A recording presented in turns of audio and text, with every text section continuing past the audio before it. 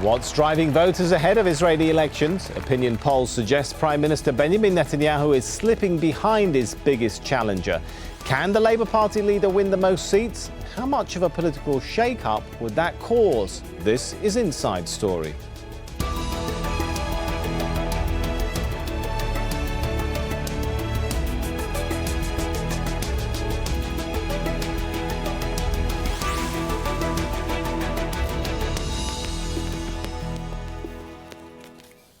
Hello and welcome to the show. I'm Sami Zaidan. When Israeli Prime Minister Benjamin Netanyahu called snap elections in December, he was considered by many to be a favourite to win and cement his fourth term in office as head of the right-wing Likud party. But with the clock counting down to voting day on Tuesday, the race has become a lot tighter. Two opinion polls suggest his biggest challenger is edging ahead now. Herzog is leader of Israel's Labour Party and co-chair of a bloc known as the Zionist Union. That he is in the lead in the polls has been described by one commentator as not just a surprise, but a bombshell with the potential to completely redraw Israel's political landscape, we're told. Well, the focus on the campaign trail so far has been on security and the economy. And this reaction from both men to a report critical of the government's handling of Israel's housing crisis sums up where they each stand. When we talk about the housing prices, cost of living, I do not forget for even one moment the issue of life itself, of the living. The greatest challenge we are facing for our own lives as Israeli citizens, as a state, is the threat posed by Iranian nuclear disarmament. Only a prime minister can resolve the problem of housing, and I pledge, as prime minister, to personally handle the housing problem. And here's a clue as to why Herzog may be finding favour. A poll conducted by the Times of Israel in January asked what were the most important issues facing the next government. Well, the categories included regional instability, Iran, the Palestinian issue, the economy, education and ultra-Orthodox integration. Well, grouped together, 60% of responses related to socio-economic issues, 19% to security and 16% to peace. Well, that was reflected when tens of thousands of people attended a rally in Tel Aviv on Saturday. Held under the banner Israel Wants Change, organisers called for a renewed focus on health, education, housing and Israel's cost of living. Let's bring our guests into the show now. They're both joining us from Jerusalem. Mitchell Barak is a founder of Kivun Global Research, an Israeli-based firm that surveys political communication. And Raoul Woodliff is a political correspondent for Voice of Israel, where he also hosts a weekly news show. Welcome to the show. If I could start with Mitchell. As I mentioned there, some are calling this a bombshell that Labour are leading in the polls. Were you surprised? Well, there's always a surprise. If I can just mention the Times of Israel poll that you spoke about. In general, we've seen in many elections, Israelis like to say that the most important issue to them is, social issues or economic issues or welfare issues. But at the end of the day, when they get into that ballot box, the main issue are existential issues. It's either the security issue or the peace issue. That's how Israelis generally vote. All right, so you're not sold entirely on the whole bombshell theme thing. Raoul, how much of a shake-up? No, look, all right, go ahead. There is a surprise now that he's gained in the polls, that he seems to have an upward momentum, if you will, for him and his list. But it's hard to say how that's going to play out on Election Day. There certainly are a lot of forces in the country, in the media and elsewhere that are calling for that. Again, we're going to have to wait until Election Day, but he has done a very good job of making himself really the only contender. He looks like he will be either the largest party or the second largest party, and right now the contest is between Herzog and Netanyahu as who will form the next government and be the prime minister, or are they both going to form a unity government? All right, Raoul, given what Mitchell said there, it's difficult really to see how this will play out on the actual voting day. If Labour does win the most seats, though, how much of a political shake-up would it be? Is it hype when some commentators are talking about redrawing the political map and so on? Well, these polls are not really a surprise in the fact that they're unbelievable. They're a surprise. They may come as a surprise to many Israelis because Netanyahu has really been seen as the front runner. It's been seen as a hands-down win for him. Not necessarily because he would win the most seats, but because he would be seen as being the most likely candidate to form a coalition.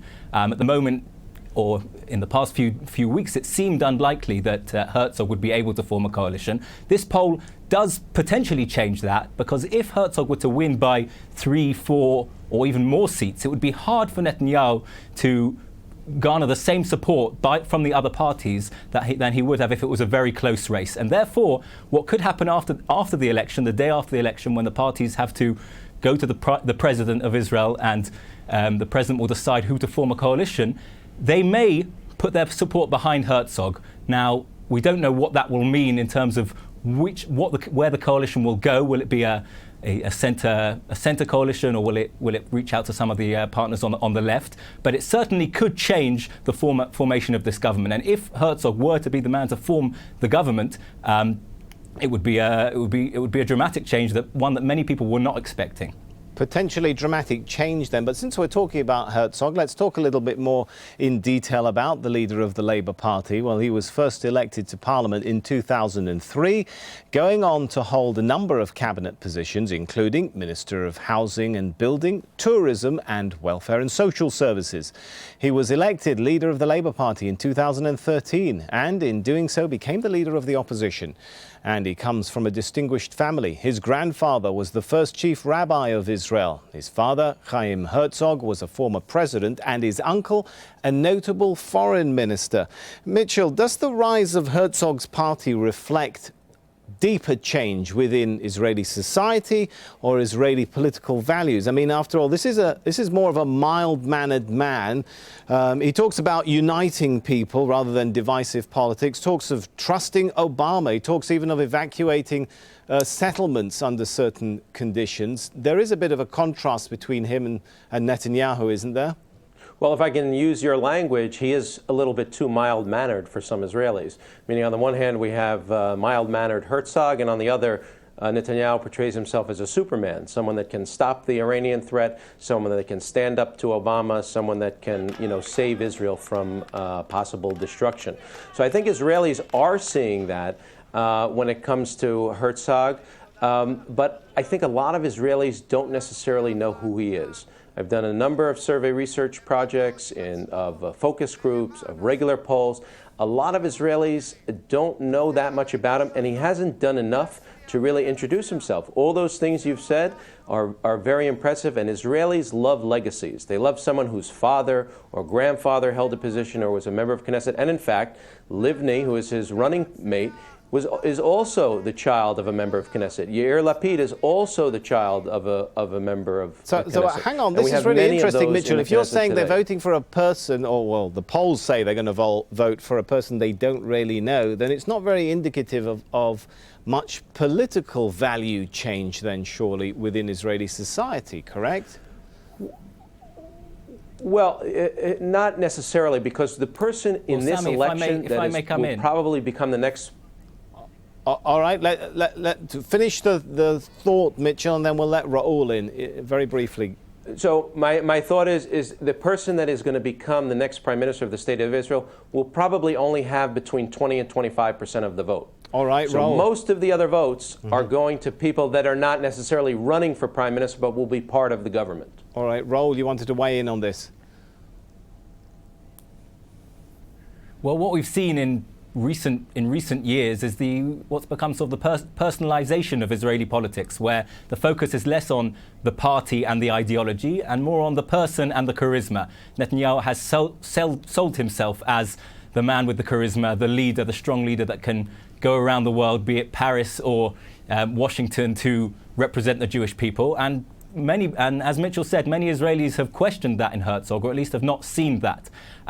But as Mitchell said, with the system we have in Israel, the eventual winner may have only 25, even less % of the total vote. So with the personalization of Israeli politics in recent years, we've also seen a lack of support in one specific leader, one specific winner. So even though Herzog or Netanyahu may form the coalition, they will not have the support of a vast majority of the population. Since we're talking about the personalisation of politics, we've got to talk about Benjamin Netanyahu, who is, of course, seeking a fourth term in office, and he called a snap election in December 2 years early, seeking to take advantage of a high approval rating. Well, he also sacked his finance and justice ministers, accusing them of plotting a coup. His tough stance on security has strained relations with the US, even speaking in Congress this month against a nuclear deal with Iran. Now, victory on Tuesday could help seal his legacy. If Netanyahu was able to stay in power until 2019, he would become Israel's longest-serving prime minister. Mitchell, I want to come back and pick up then. This is really interesting because if Israelis may be voting for a person, as you mentioned, they don't really know, and this is a man who is accused of being too mild-mannered, as you also mentioned, as lacking charisma, and for a party which has, since 1977, lost most elections. Why are people turning to Herzog then? Well, I would say that the 20 or 25% that are going to vote for him and his party actually know him. It's the rest of the country, or it's many of the other people that are not so sure. So I think it's also important to mention at this point that there is a very strong, what we call the anti-Bibi vote. And they have a slogan, anyone but Netanyahu, anyone but Bibi Netanyahu. And they're saying the man has been in power too long. He's the second longest serving prime minister of Israel. And what does he have to show for it? And what's his hope for the future? He doesn't provide Israeli citizens with a hope, with a better tomorrow. He spends most of his time talking about the threats facing Israel, which many of them are real and many of them and some of them are existential, and how he is the only guy capable of handling those threats in order to save all Israelis. There's a lot of scare tactics there, and there's a lot of putting himself as the only one that can travel around internationally, like Raoul said very well. But Raoul, when you hear that sort of analysis, which we hear, which Mitchell is explaining here, you're sometimes left scratching your head, especially when you read the polls. The polls on the one hand saying Labour is ahead in the terms of number of seats it would win in the elections. But the same polls also say more people would support Netanyahu as a leader than Herzog. How do you put the two together if we're being told that people are supporting Labour because they've lost faith in Netanyahu? Well, as we've said, based on the electoral system that we have here, we don't vote for a person. We don't vote for one person to lead the country. We vote for a party. And because there are so many parties, people have the choice of someone else that they might prefer to get into the Knesset or to get into the coalition, but not necessarily to be prime minister. What this poll does that might be very interesting in the last week of the campaigns is makes people realize that the race is really between the two. For some people that may not have believed that Herzog had a chance, they might now see that really, if they put their support behind him, he could be the next prime minister. And on the other hand, Likud supporters or people that in the past have supported Netanyahu, but in this election are not so happy with him, will see that there really is a chance that he could lose and therefore might put their support behind him. So what we may see based on these polls is a rise in both of those parties before the election day.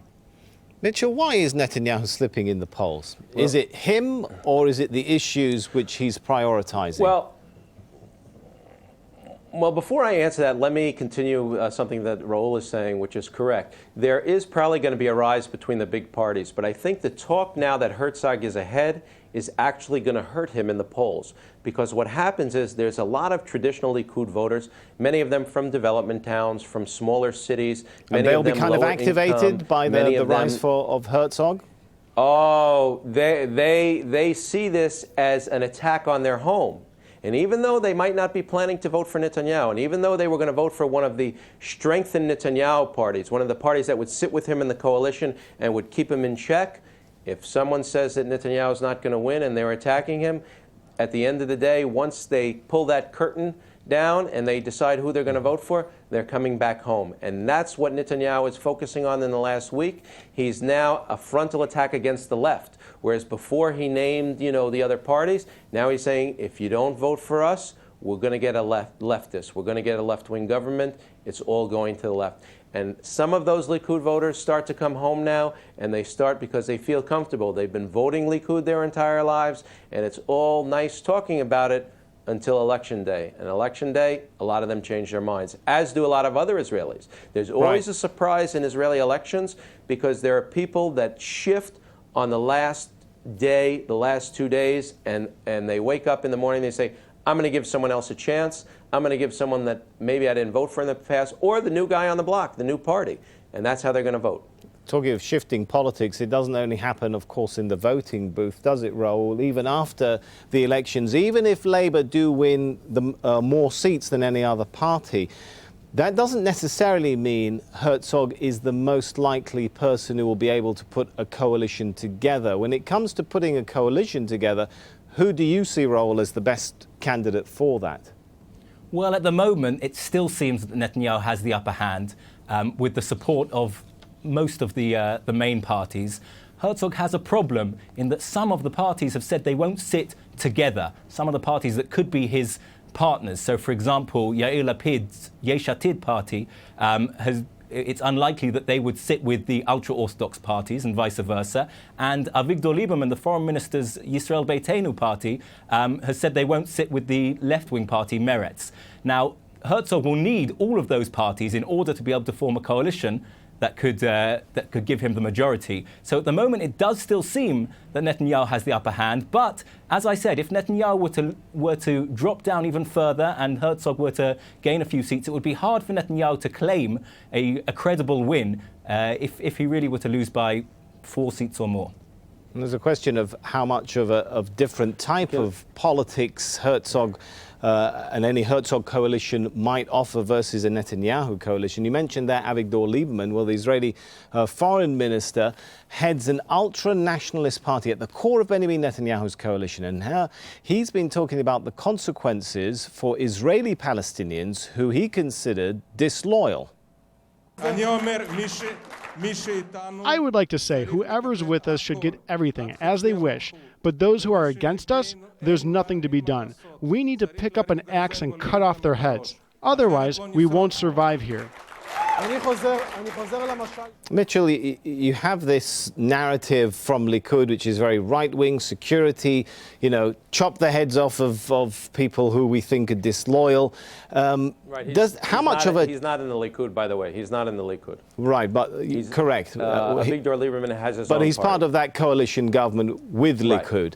How much of a different narrative does the Herzog camp offer? Let me first explain some of the things that's going on. First of all, Avigdor Lieberman, as foreign minister, has said some very pragmatic things.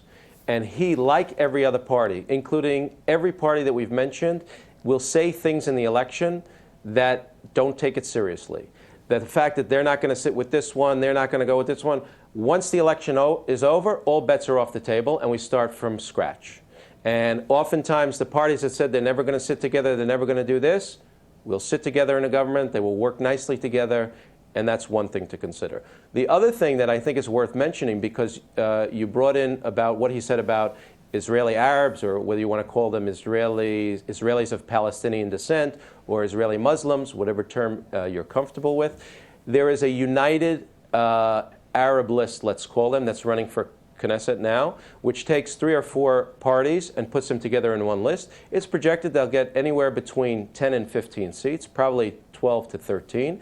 And this is an important development because until now, since 1948, none of the Arab or the Israeli Arab, Israeli Muslim parties have been part of the government. So this may be a key for Herzog to form a government if they would actually participate. Now, the participation doesn't have to necessarily be at the ministerial level. There are some ultra-Orthodox parties that don't necessarily support the State of Israel, and they take on deputy minister roles or they take on heads of committees in the Knesset in order to form the government or to vote with the government. And that's something that could happen, and that's going to be interesting. That's I know a lot of Al Jazeera voters will be following what has Arab talked party. about that, hasn't he? But do you really think that's a real possibility, Right. Mitchell, in But terms of a coalition let me reality? Let me just finish. I will. I will answer that, but I will say that Israel is probably one of the only, if not the only country in the Middle East where a Muslim can actually run for and be elected prime minister, head of a country. There's no law to stop any of the people that are running in Knesset once they're elected to become prime minister. It's an absolute equality of all citizens. So it's not the only, you're not suggesting it's the only country in the Middle East where a Muslim can run to lead a government. We do have elections, of course, in other countries. It's one of the few fully democratic countries. You can name all of them. Probably. Okay, let's not perhaps get into that. Yes, I think definitions of what is democracy when a lot of people are under occupation and don't have civil rights, we'll get into a whole nother ball game, won't we, if we get into that? Maybe let's move the discussion on a little bit with Raoul. The ones that have let me just say, the ones that have citizenship, wait a second. Right, let's just, if we can move this on a little bit, in Israel are living in Israel. We're not talking about those who live on the West Bank or Gaza. How much of a real alternative has Herzog been able to offer to Israeli voters? Has he offered an opportunity to reinvent labor? Has he offered an alternative message other than, I'm not Netanyahu? Well, Herzog has said that his three key priorities after the election, if he were to become prime minister, are to focus on socio-economic issues, to restart or focus, put a different focus on negotiations with the Palestinian Authority, and to renew or strengthen relations with the United States. Now, these three statements are specifically aimed to attack Netanyahu, things that may be perceived that Netanyahu has not done or has damaged. But if we look at the actual policy differences, there is not that many clear policy differences between the two. On security, Herzog has said that the Jordan River is Israel's security border, that he supports a demilitarized Palestinian state, which is very similar to Benjamin Netanyahu's 2009 speech, the Bar Ilan speech, where he presented those positions. Now, in recent days, we've seen some questions whether the Likud and whether Benjamin Netanyahu really support those. But in terms of actual policy, on the paper, they have similar positions. What Herzog is trying to offer is a different vision. I'm going to have to interrupt you now. Forgive me, but Herzog is supposed to be offering this different vision when it comes to trusting Obama, when it comes to his ability to strike a deal with Iran. He's talking about dismantling settlements. You can see a situation in which he would dismantle settlements. It's his prioritizing of some of the domestic issues. Is there not some difference there? Well, he has prioritized those issues, but if we look at the actual policy proposals, specifically in terms of security, they're very similar, as I said, to some of the positions that Netanyahu has put forward in the past. What Herzog and his running mate Tzipi Livni have said is that they will put efforts into negotiations. They will restart negotiations. They are willing to put some of these questions on the table. But as I said, they've still said positions such as the Jordan River being Israel's security border, which is what Netanyahu has said. And perhaps, Mitchell, a point which both of you have made, whatever is said, as we know, whatever is said before election can often change in office. But given the polarization of Israeli politics between the secular, the religious, the Sephardis, the Ashkenazis, is any talk of a different policy really premature at this point? Yes. I mean, go back, Raoul mentioned the 2009 speech of Netanyahu at Bar Ilan University supporting a Palestinian state. He actually campaigned on his opposition to a two-state solution, meaning he was running against Livni, who was in the Kadima party, and she was promoting a two-state solution. And Netanyahu is on record in almost every single campaign ad, print and television, I'm opposed to a two-state solution. And he was elected. A few months later, goes to Bar Ilan, supports a two-state solution. So anything that's said now is not as relevant, but there are some policy differences, meaning I think that a lot of Israelis are concerned about his relationship with President Obama, and especially after what's gone on in the past month or so with the speech in Washington, and in general how he's representing Israel in the world. So Herzog does bring a fresh perspective to that. But I think it goes back to the poll that you quoted in the beginning. A lot of Israelis are concerned with social welfare issues, with the cost of housing, the cost of living, with budgets, education, and so forth. And Herzog definitely has some more answers for those issues than Netanyahu does. Netanyahu is running on the security ticket.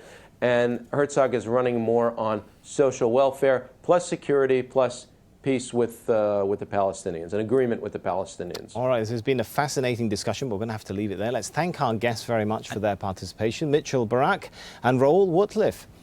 And thank you for joining us. If you've got anything you'd like to add to the show, head over to our show page at aljazeera.com. You can also post your comments at facebook.com/AJ Inside Story or send us your tweets to @AJ Inside Story. I'm Sami Zaidan from the whole team. For now, it's goodbye.